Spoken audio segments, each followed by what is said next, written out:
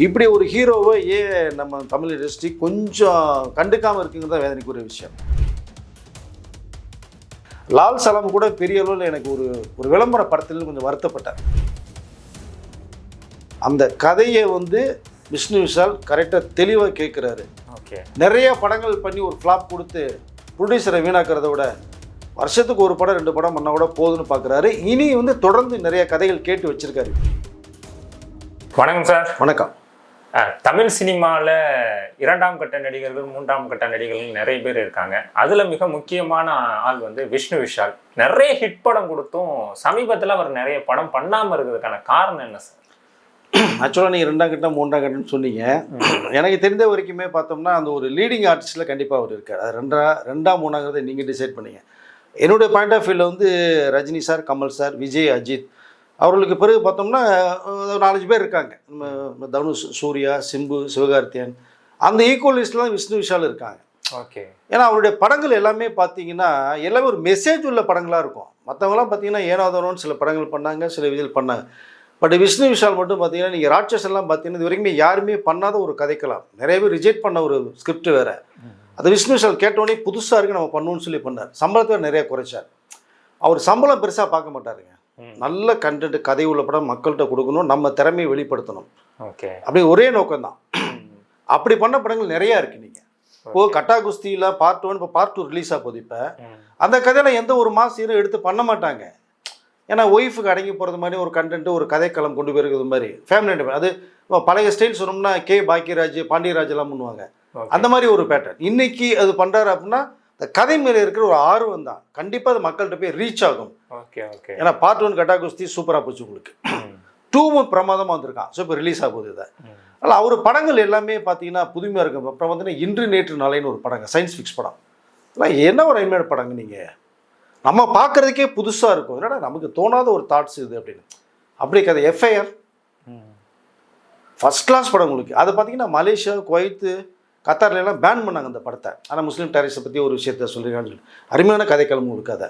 So இப்படி variety படங்கள் நிறையா பண்ணார். அவருக்குன்னு ஒரு மாஸ் தனி ரூட்டை எடுத்துக்கிட்டார் விஷ்ணு விஷால். யாருடைய இந்த இமேஜ் இவங்களுடைய அந்த ஆக்டிவிட்டீஸ்லாம் இமிட்டேட் பண்ணாமல் தனக்குன்னு ஒரு ஸ்டைலை ஃபாலோ பண்ணிட்டு போனார். நல்ல கொஞ்சம் இடையில படங்கள் கொஞ்சம் கம்மியாச்சு அவருக்கு. ஓகே. அதனால கொஞ்சம் விஷ்ணு விஷால் நிறைய படங்கள் பண்ணலை அப்படிங்கிற மாதிரி வந்தது. இந்த கட்டா குஸ்தி 2 வரப்போகுது. வந்ததுக்கப்புறம் நீங்கள் பாருங்கள், உண்மையிலே இந்த வித்தியாசமான கதைகள், இந்த கெட்டப் மாற்றுறதுல நம்ம கமலஹாசன், விக்ரம் அவர்கள் மாதிரி கிட்டத்தட்ட எனக்கு அடுத்து பார்க்க போனோம்னா நம்ம விஷ்ணு விஷாலை சொல்லலாம். இந்த கெட்டப்பை டோட்டல் அந்த கேரக்டருக்கு மாற்றிடுவார் அவர். ஸோ அந்த மாதிரி ஒரு இன்ட்ரெஸ்டான ஒரு ஆர்டிஸ்ட். ஸோ கதை களத்தோட டைரக்டருக்கு, ப்ரொடியூசருக்கு கோஆப்ரேட் பண்ணக்கூடிய ஒரு ஹீரோ. ஃபர்ஸ்ட் ஆஃப் ஆல் அந்த மாதிரி ஒரு ஹீரோ கிடைக்கிறது பெரிய விஷயம். யாருங்க நீ சம்பளத்தை கம்மி பண்ணிட்டு படம் பண்ணுறேன், எனக்கு இந்த சம்பளம் தான் வேணும், நீ கொடுத்தா கூட கொடுக்காத படமே பண்ணிட்டு உட்காந்துருக்காங்க. ஓகே. பட் அப்படி உள்ள சூழ்நிலை கதைக்காக ஒரு இயக்குனர் சார் எனக்கு ஒரு லைஃப் இந்த கதைகளை நீங்கள் பண்ண சிறப்பாக இருக்குது சார் அப்படி சொல்லும் போது நம்மளை தேடி வர்ற ஒரு இயக்குனர் தயார் பண்ணும்போது அவர்களுக்கு படம் பண்ணி கொடுத்துருக்காங்க. ஸோ அப்படிப்பட்ட ஒரு கேரக்டர். எப்பவுமே சில பேர் ஹெல்ப் பண்ணுறவங்களுக்கு தான் இந்த காலம் கொஞ்சம் லேட்டாக சொல்லுவது பண்ணுங்கிறது மாதிரி.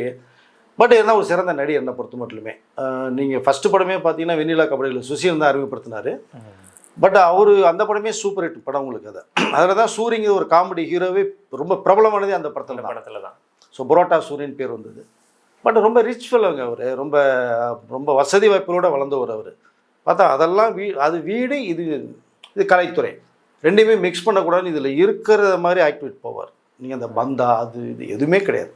நீங்கள் அப்பா பார்த்தீங்கன்னா டிஜிபி ஸோ ரமேஷ் குடாவாலான்னு சொல்லிட்டு. ஸோ இங்கே தமிழ்நாட்டு டிஜிபி இருந்தாங்க. நல்ல வசதி வாய்ப்புகள். ஃபர்ஸ்ட் ஆஃப் ஆல் சொல்ல போனால் கிரிக்கெட் பிளேயர் அவர். ராபின் உத்தப்பா எல்லாம் இருக்காங்க இல்லையா, நம்ம ஐபிஎல் எல்லாம் விளையாடினாங்க, இந்தியன் ஒன் டே மேட்ச்சில் விளையாடினாங்க.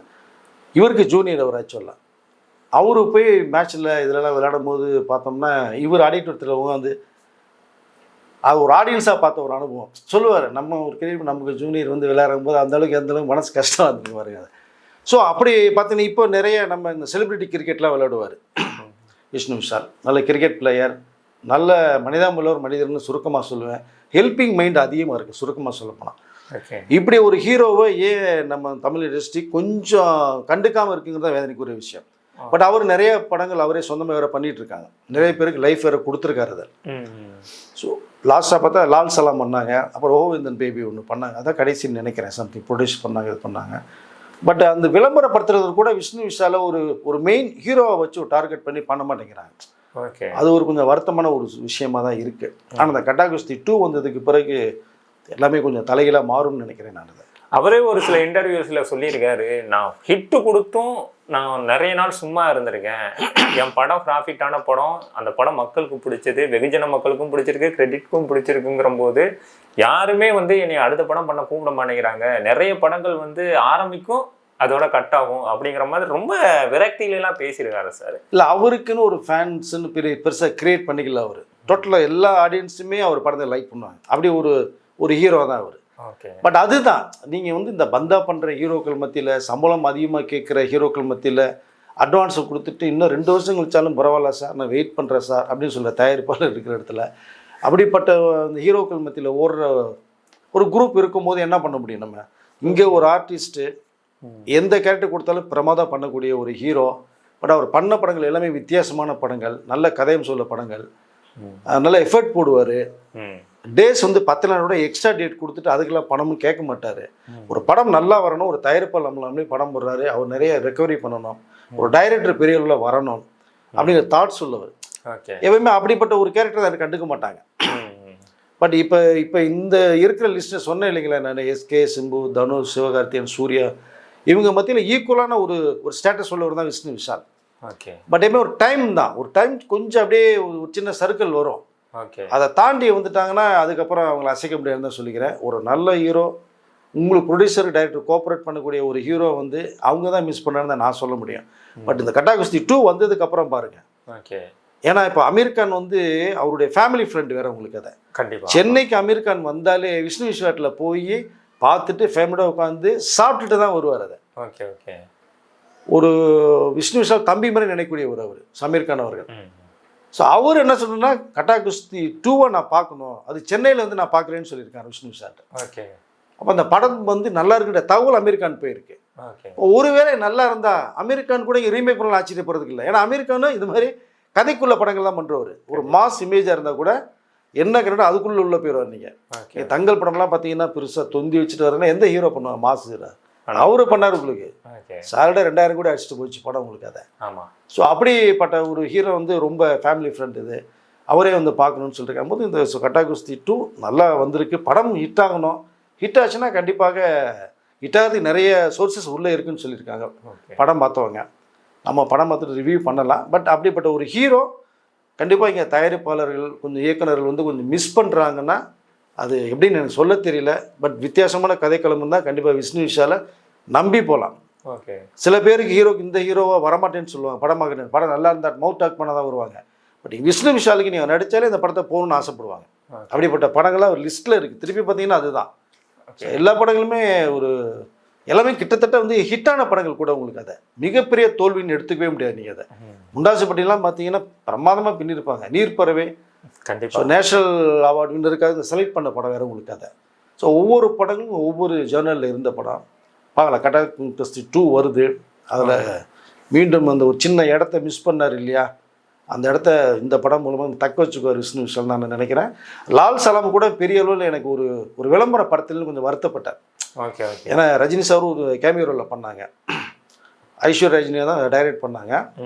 பட் அதில் விக்ராந்தும் விஷ்ணு விஷாலும் ஒன்றா பண்ணாங்க. ஓகே, ஓகே, பட் நல்ல ஒரு ஃப்ரெண்ட்ஷிப்புக்குள்ளே நல்ல ஒரு கண்டென்ட் கதை தான் அதுவும் கிரிக்கெட் பேஸ் பண்ணி தான் படம் பண்ணியிருப்பாங்க. பட் அதில் கூட பெரிய அளவில் ப்ரொமோட் பண்ணலை அப்படிங்கிற ஒரு வருத்தம் அவருக்கு இருக்குது. நீ ஹீரோ அப்படிங்கும்போது கண்டிப்பாக ஒரு ப்ரொமோட் பண்ணி தான் சிறப்பாக இருந்திருக்கும். பரவாயில்ல, எல்லாமே ஒரு ஸ்டெப்பு தான். எனக்கு ஒவ்வொரு அனுபவங்கள் தான். விஷ்ணு விஷாலுக்கு ஒரு அனுபவம். ஓகே, பட் அவர் தயாரிப்பில் நிறைய பேர் இப்போ வந்து இந்த கதை சொல்லிட்டு இருக்க ஒரு தகவலும் நமக்கு வருது. லாஸ்ட்டாக ராட்சசன் லாஸ்ட்டாக வந்து ஆரியன் பண்ணார், லாஸ்ட் இயர் ரிலீஸ் ஆச்சு. இன்னொரு விஷயம் என்னன்னு பார்க்கணும்னா நிறைய புதுமுக இயக்குநர்களுக்கு வாய்ப்பும் கொடுத்துருக்காரு, அது மூலியமாக ஹிட்டும் கொடுத்துருக்காரு. இன்னைக்கு வந்து புதுமுக இயக்குநர்களுக்கு அவ்வளோ சீக்கிரமாக யாருமே வாய்ப்பே கொடுக்கறது இல்லை. அந்த வகையில் பார்க்கும் பொழுது இவரோட முயற்சிகள் எல்லாமே ரிஸ்க் ஃபேக்டராகவே இருந்திருக்கு. கண்டிப்பாங்க, அவர் மேலே நம்பிக்கை இருக்கு இல்லையா. இப்போது அந்த இயக்குனர் எப்பயுமே ஃபஸ்ட்டு படம் பண்ணுறவங்க வெறித்தனமாக இருப்பாங்க. உங்களுக்கு அதை கதைக்களத்தோட வந்து அது ஜெயிக்கணும்னு தான் பாடுபடுவாங்க.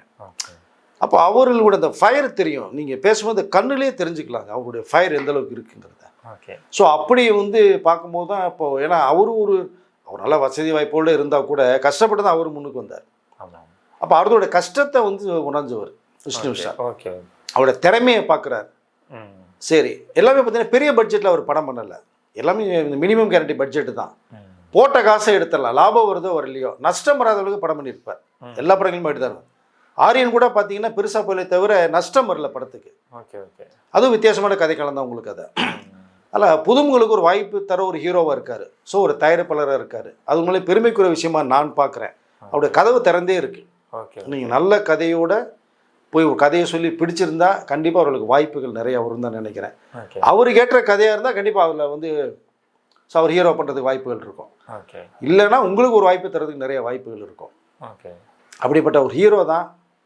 நல்ல நல்ல என்னென்னா ஹோப் நாட் உள்ளவர், எதையுமே மற்றவங்க கஷ்டத்துக்கு கூட ட்ராவல் பண்ணக்கூடியவர். பட் அந்த ஸ்பேஸ் கொஞ்சம் கம்மியாக இருக்குது அவர் விஷ்ணு விஷாலுக்கு. நீங்கள் சொன்னது மாதிரி அது கண்டிப்பாக இந்த படம் வந்ததுக்கு அப்புறமேலு ஒரு பெரிய பிரேக் அவருக்கு வரும்.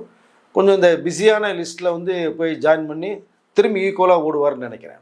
Okay sir. எனக்கு இன்னொரு கேள்வி என்னென்னா சார், இப்போ வந்து இந்த முதல் தர நடிகர்கள், ஃபஸ்ட்டு டயர் ஆர்டிஸ்ட், அவங்க படத்துக்கு எப்படியா இருந்தாலும் ஆடியன்ஸ் வந்து முதல் நாள் நல்லா இருக்குது நல்லா இல்லை அந்த எக்ஸ்பெக்டேஷனில் வந்து பார்த்துருவாங்க. ஆனால் அந்த செகண்ட் டயர் ஆர்டிஸ்ட்டுக்கு வந்து கதை நல்லா இருந்து மவுத் டாக் வந்தால் தான் கூட்டமே வரும். அதில் நிறைய பேர் நல்ல படமே கொடுத்துருந்தாலும் ஃபெயிலியர் ஆகியிருக்காங்க. ஆனால் விஷ்ணு விஷாலுக்கு அந்த மவுத் டாக் கரெக்டாக நிறைய படங்களுக்கு ஒர்க் ஆகிருக்கு. ராட்சசனாக இருக்கட்டும், கட்டா குஸ்தியாக இருக்கட்டும், எல்லாமே அது கரெக்டாக ஒர்க் ஆகுது சார். இது எப்படி சார்? இல்லை, அதான் சொல்கிறேன் இல்லையா, விஷ்ணு விஷாலுக்குன்னு ஒரு அதாவது மற்ற ஹீரோக்களுக்கு நீ சும்மா இந்த ஃபேன் கிளப் வச்சுருக்காங்க. அவர் வந்து ஃபர்ஸ்ட் டே வந்து பார்த்துட்டு போகிறது வரிபுரியா பரபரன்னு, அப்புறம் தான் பப்ளிக் அடைன்னு சொல்ல வருவாங்க. ஆனால் இங்கே விஷ்ணு விஷால் படத்துக்கு பார்த்தீங்கன்னா ஓப்பனிங் பப்ளிக் அடைன்னு சொல்ல வருவாங்க. இவர் படம் ஏதாவது ஒன்று வித்தியாசமாக இருக்கும், ஏதாவது ஒன்று படத்தில் சொல்லியிருப்பார், ஒரு மெசேஜ் இருக்கும், அப்படி அந்த நம்பிக்கை இருக்கும் அவங்களுக்கு. அந்த நம்பிக்கையின் பேரில் உள்ளே வந்துடுறாங்க. பட் அந்த கிரேடு வந்தோன்னு அடிச்சு பிடிச்சி போய் அந்த புக் மை ஷோவில் ஓப்பனிங்கு டிக்கெட்டு ஃபுல்லாகி ஃபஸ்ட் டே போகிறோங்கிற ஒரு ரேஞ்ச் வந்து இப்போ மற்றவங்களுக்கு கூட பெருசாலாம் கிடையாது. யாருக்குமே செகண்ட் கேட்டில் யாருக்குமே இல்லை. படம் நல்லா இருக்குது பார்க்கலாம் அப்படின்னு தோணாதான் உள்ளே வர்றாங்க. ஆமாம் ஆமாம். இல்லைன்னா மோஸ்ட்லி யாரும் வர்றதில்லை. அப்படி நிறைய படங்கள் வராதங்கள நம்ம லிஸ்ட்டே எடுத்துகிட்டு போகலாம். இப்போ இந்த செகண்ட் கில் எல்லா ஹீரோக்களுமே சொல்லிட்டு போகலாம் நம்ம. ஆமாம் ஆமாம். கதை ரொம்ப முக்கியம். ஓகே. அந்த கதையை வந்து விஷ்ணு விஷால் கரெக்டாக தெளிவாக கேட்குறாரு. ஓகே. நிறைய படங்கள் பண்ணி ஒரு ஃப்ளாப் கொடுத்து ப்ரொடியூசரை வீணாக்கிறத விட வருஷத்துக்கு ஒரு படம் 2 படம் பண்ணால் கூட போதுன்னு பார்க்குறாரு. இனி வந்து தொடர்ந்து நிறைய கதைகள் கேட்டு வச்சுருக்காரு. இப்போ ஓகே. இப்போ இந்த கட்டா குஸ்தி 2 வந்ததுக்கப்புறம் ரிசல்ட்டை தெரிஞ்சுக்கிட்டு அடுத்து இமீடியட்டாக போகிறது மாதிரி இருக்காரு. அது புதிய இயக்குநர்கள் இருக்காங்க, பிரபலமான இயக்குநர்கள் கதை சொல்லி வச்சுருக்காரு. ஒரு தகவல் எனக்கு வந்திருக்கு, பார்க்கலாம். பட் அவருக்குன்னு இருக்கிற ஜென்ரல் ஆடியன்ஸ் அவருடைய ஃபஸ்ட்டு படத்துக்கு ஃபஸ்ட்டு டேக்கு உள்ளே போகிறாங்க. நல்லா இருந்ததுன்னா வந்து சூப்பர் ஹிட் ஆக்கி விட்றாங்க. Okay sir. நிறைய தகவலை பகிர்ந்துக்கிட்டீங்க சார். ரொம்ப நன்றி சார். நன்றி.